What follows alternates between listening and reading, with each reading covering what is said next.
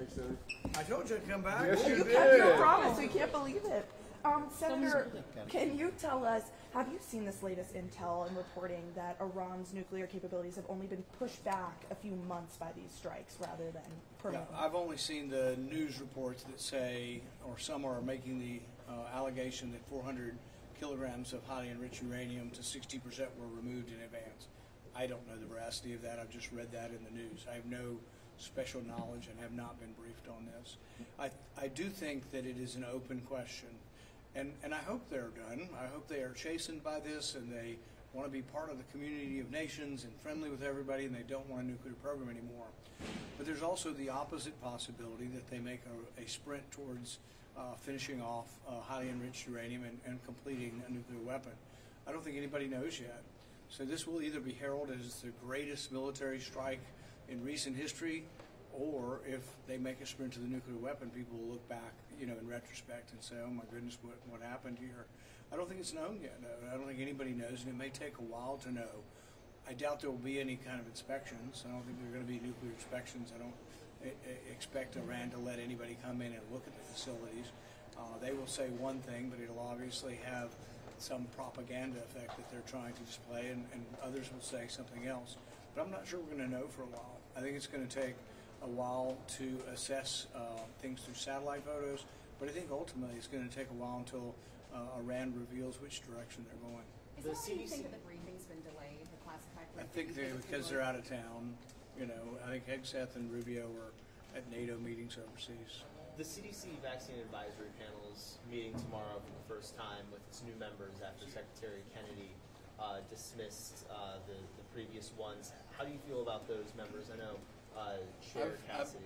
I've been calling for 2 years for the members of these committees to reveal if they get royalties from Big Pharma.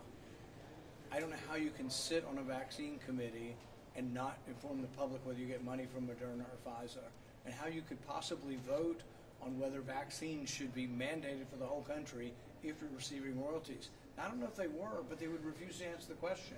I asked Fauci that question in 2021, and he says we don't have to answer it. Imagine in your community if somebody on the city council owned the textbook company, or let's say they're on the school board, and they voted to give themselves a contract, they would go to jail. We have rules in every city council that you have to reveal your conflict of interest. So I commend Secretary Kennedy for cleaning house, because they wouldn't reveal if they had any conflicts. I have a bill that I'm still hoping to pass, and you would think would pass unanimously, that you have to reveal if you have royalties. If you're on one of these science committees, you have to reveal. And there are rumors of some of the people making millions of dollars. There was a revelation of NIH grants and outside money that said, I think it was 1,000 doctors or 1,500 scientists received over, I think it was over $1 billion. So we're not talking about small, Fauci wants to say, I got $20 one time. That's not what we're talking about here. We're talking about hundreds of thousands, if not millions of dollars. So I say, good riddance. If you're not going to tell the American people if you have a conflict, let's try to get some people in there that will be honest. And how?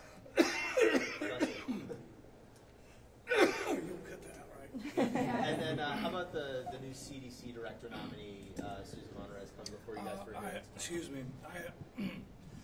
I met with her. Where's my bottle of water? Where's my Just a second. We'll blame the heat. Yeah, no, my voice will come back in a second. I do feel like Robert Kennedy. But anyway, and I don't mean that to be mean. I like Robert Kennedy. But I have met with her, and we haven't made any final decisions about her. But from my discussions with her, she said she would be supportive of what Secretary Kennedy is doing. And if that's true, I will support her, but I'm not ready to make a decision or announcement today. Maybe one more question. I want to ask about Speaker Johnson saying this morning. Say again? Speaker Johnson said this morning that the War Powers Act may not be constitutional. Peter Johnson or Mike Johnson? Speaker.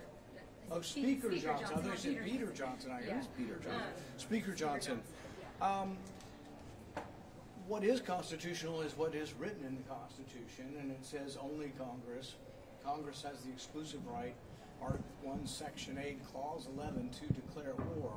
So if he wants to talk about the Constitution, he should read it, And then if he wants to discuss with us why he thinks that Congress shouldn't be involved with this, the Federalist Papers were very clear. Madison wrote that the executive branch is the branch of government most prone to war, and for the Constitution, with studied care, vested that power in the legislature.